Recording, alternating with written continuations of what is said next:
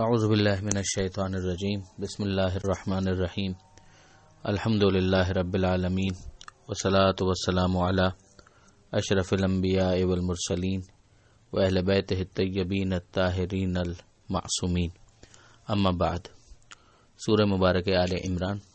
آیت نمبر 133 سے 140، 133 سے 140۔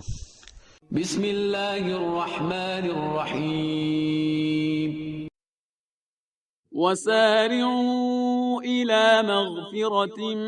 من ربكم وجنة عرضها السماوات والأرض أعدت للمتقين الذين ينفقون في السراء والضراء والكاظمين الغيظ والعافين عن الناس والله يحب المحسنين والذين إذا فعلوا فاحشة أو ظلموا أنفسهم ذكروا الله فاستغفروا لذنوبهم ومن يغفر الذنوب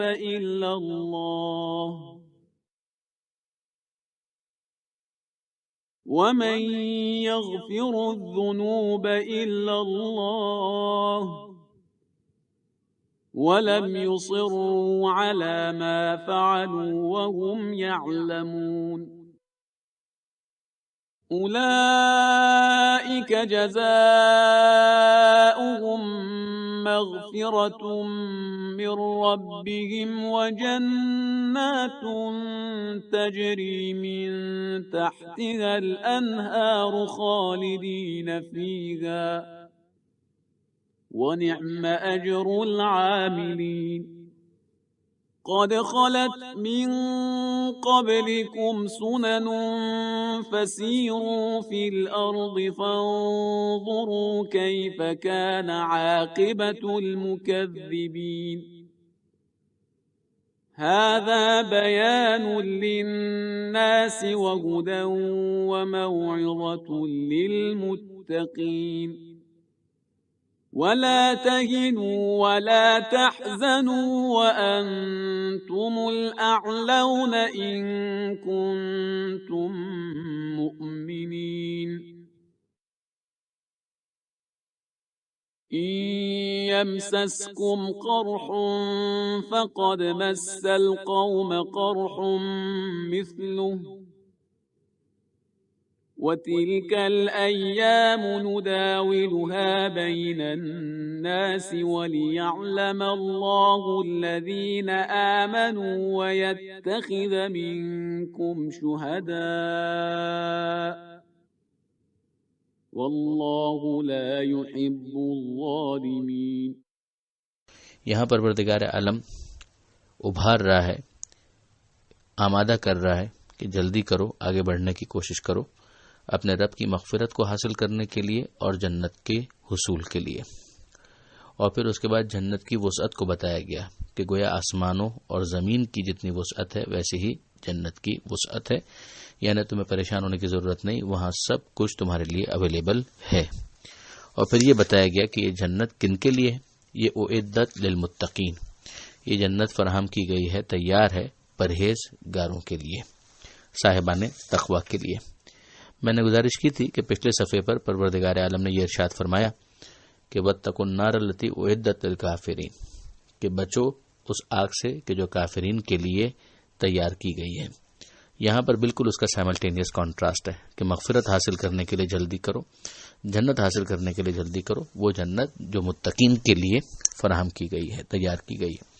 اب اس کے بعد جو قرآن کا ایک طریقہ کار ہے کہ کئی مقامات پر ہم دیکھتے ہیں کہ ایک فہرست ہمیں ان اوصاف کی، ان صفات کی نظر آتی ہے کہ جو خدا کے پسندیدہ بندوں کے اندر ہوتی ہے، تو یہاں پر پھر متقین کا عنوان قائم کر کے ان کی صفات بیان کی گئی ہے۔ پہلی چیز بیان کی گئی کہ یہ اللہ کی راہ میں خرچ کرتے ہیں، جب خوشحال ہوتے ہیں تب بھی اور اگر پریشان ہیں تب بھی، یعنی اگر ایک انسان ہے، وسعت ہے، کاروبار چل رہا ہے، بہت اچھی اس کی تنخواہ ہے، تب وہ زیادہ خرچ کرے گا، اور اگر اس کے پاس گنجائش نہیں ہے، کم ہے، تو کم خرچ کرے گا. لیکن بہرحال یہ موقع ڈھونڈتے ہیں کہ کہیں اگر خرچ کرنے کا فی سبیل اللہ انہیں موقع ملے تو وہ خرچ کرتے ہیں. حالات کی تنگی یا خوشحالی کی وجہ سے اماؤنٹ میں فرق آ سکتا ہے، مگر ان کی نیت ہمیشہ یہی ہوتی ہے کہ وہ سخاوت کا مظاہرہ کرنا چاہتے ہیں. پھر اگلی چیز جو صاحبان تقویٰ کی بتائی گئی کہ یہ لوگ اپنے غصے کو پی جانے والے ہیں. ظاہر ہے کہ غصے کا اظہار جہاں ضروری ہوتا ہے وہاں پر اس کا اظہار ہونا چاہیے، مگر عام طور پہ جو معاشرتی معاملات ہیں، فیملی لائف ہے، دوستوں کے ساتھ، صاحبان ایمان کا آپس میں جو معاملہ ہے، اس کے اندر غصے کا پی جانا یہ انتہائی پسندیدہ ہے. پھر ایک مرحلہ ہے کہ انسان غصے کو پی جائے لیکن دل میں بات رکھے. اگلی چیز جو بتائی جا رہی ہے وہ یہ ہے کہ والعافین عن الناس، کہ وہ معاف کر دیتے ہیں، یعنی صرف غصے کو پی نہیں جاتے بلکہ دل سے معاف بھی کر دیتے ہیں. اور پھر اگلی صفت جو ہے وہ اس میں بھی اور ترقی ہے، واللہ یحب المحسنین، کہ اللہ بھلائی کرنے والوں کو دوست رکھتا ہے. غصے کو بھی پی لیا، معاف بھی کر دیا، اور سامنے والے نے ایک برا کام کیا تھا اور انہوں نے سامنے اس کے ساتھ بھلائی کا سلوک کیا. پھر پروردگار عالم یہ بیان فرماتا ہے کہ وہ لوگ جب کبھی فاحشہ یعنی بڑے برے کام اگر ان سے ہو جائیں، خدا نہ کرے مثلا زنا کی حد تک بھی خدا نہ کرے، یا انہوں نے اپنے آپ پر ظلم کیا، تو پھر یہ اللہ کو یاد کرتے ہیں اور اپنے گناہوں کی مغفرت طلب کرتے ہیں. گناہ بڑا ہو چھوٹا ہو، وہ اللہ کی یاد میں مستغرق ہو جاتے ہیں اور پھر اللہ سے اپنے گناہوں کی مغفرت طلب کرتے ہیں. اور اللہ کے سوا کون ہے کہ جو مغفرت کرے. اور پھر یہاں پر پروردگار عالم نے فرمایا کہ وَلَمْ يُصِرُّوا عَلَىٰ مَا فَعَلُوا، خدا نہ کرے اگر یہ برا کام ان سے ہو گیا ہے تو وہ اپنی اس برائی کے اوپر اصرار نہیں کرتے، یعنی کوشش ہوتے ہیں اور چاہتے ہیں کہ کسی طریقے سے کریکشن کریں، اس کو درست کریں، جو غلطی ہو گئی ہے اس کو صحیح کر لیں. وَهُمْ يَعْلَمُونَ، جبکہ انہیں پتہ بھی ہوتا ہے، یعنی جانتے بوجھتے وہ اپنے اس گناہ کے اوپر اصرار نہیں کرتے. اب یہ پروردگار عالم کا لطف و کرم ہے کہ پروردگار فرماتا ہے کہ یہ لوگ وہ ہیں کہ جن کی جزا ہے مغفرت ان کے رب کی طرف سے. اور صرف مغفرت کے اوپر ہی اکتفا نہیں کیا گیا بلکہ جنت کا بھی اعلان کر دیا گیا کہ یہ لوگ، ان کے لیے مغفرت بھی ہے اور وہ جنتیں ہیں، وہ باغات ہیں کہ جن کے نیچے نہریں بہہ رہی ہیں، جس میں یہ ہمیشہ ہمیشہ رہیں گے. اور کتنا اچھا ہوتا ہے یہ عمل کرنے والوں کا اجر، ان کا صلہ جو ان کو ریوارڈ ملے گا، ثواب ملے گا، یہ کتنا اچھا ہے. پھر پروردگار عالم ارشاد فرماتا ہے کہ جو تم سے پہلے گزر چکے ہیں، نمونے لوگ گزر چکے ہیں، تم زمین پر پہلے فرد نہیں ہو، قومیں آئیں گئیں، امتیں ختم ہو گئیں، تو زمین میں سیر کر کے دیکھو اور دیکھو کہ جو جھٹلانے والے تھے ان کا انجام کیا ہوا. اب ظاہر ہے کہ افعال اور ان کے نتائج پر غور کرنے کے دو انداز ہو سکتے ہیں. ایک تو یہ ہے کہ عقلی طور پر خود انسان ان افعال کے اچھے اور برے ہونے پر غور کرے اور پھر ان کے نتائج کا اندازہ کرے. اور دوسرا طریقہ یہ ہو سکتا ہے کہ مختلف افعال کے جو نتائج آلریڈی وقوع میں آ چکے ہیں، یعنی وہ قومیں جن کے اندر یہ نمونے ظاہر ہو چکے ہیں، انہیں دیکھے اور ان سے ان افعال کے اچھے اور برے ہونے کے متعلق رائے قائم کرے. اب ظاہر ہے کہ جو پہلا طریقہ ہے اس کے لیے زیادہ میچورٹی کی ضرورت ہے اور دوسرا طریقہ عوام کے لیے زیادہ آسانی کے ساتھ گراسپ کرنا ممکن ہے. لہٰذا یہاں پر عامت الناس کو اسی دوسرے طریقے کی طرف متوجہ کیا گیا ہے کہ زمین میں تم گھوم پھر کے دیکھو اور ذرا آبزرو کرو جو پچھلی قومیں گزر چکی ہیں، اگر وہ جھٹلانے والی تھی تو پھر ان کا انجام کیا ہوا. یہ جو مختلف کھنڈرات ہیں، روئنز ہیں، ان سب کے اندر بڑی عبرت اور بڑے پیغامات پوشیدہ ہیں. پھر ارشاد ہوتا ہے کہ یہ بیان ہے، یعنی یہ بیان ہے لوگوں کے لیے اور ہدایت ہے اور نصیحت ہے. ایک ذکر تو ہم کر ہی رہے ہیں مگر ساتھ ہی ساتھ اس کے اندر ہدایت بھی ہے اور اس کے اندر نصیحت بھی ہے. ہدایت انسان کی عقل کے لیے، نصیحت کے ذریعے سے انسان اپنے دل کے اندر اس چیز کو راسخ کرتا ہے. کس کے لیے؟ صاحبان تقویٰ کے لیے. انسانوں میں سے سب کے لیے ایک بیان اور ایک ڈسکشن تو ہے، پوائنٹ آف ڈسکشن، مگر ہدایت اور موعظہ یا نصیحت جو ہے وہ صاحبان تقویٰ لیتے ہیں کہ جن کو فکر نجات ہوتی ہے، جو مستقبل کے حوالے سے اس بارے میں پریشان ہوتے ہیں. آگے پروردگار عالم نے ارشاد فرمایا کہ دیکھو لا تہنوا ولا تحزنوا، کمزوری نہ دکھاؤ اور رنجیدہ بھی نہ ہو. وانتم الاعلون ان کنتم مؤمنین، تم ہی برتر رہو گے اگر تم ایمان رکھتے ہو. اب ظاہر ہے کہ یہ جنگ احد کے حوالے سے پھر ایک مرتبہ متوجہ کیا جا رہا ہے کہ جنگ احد کے اندر چونکہ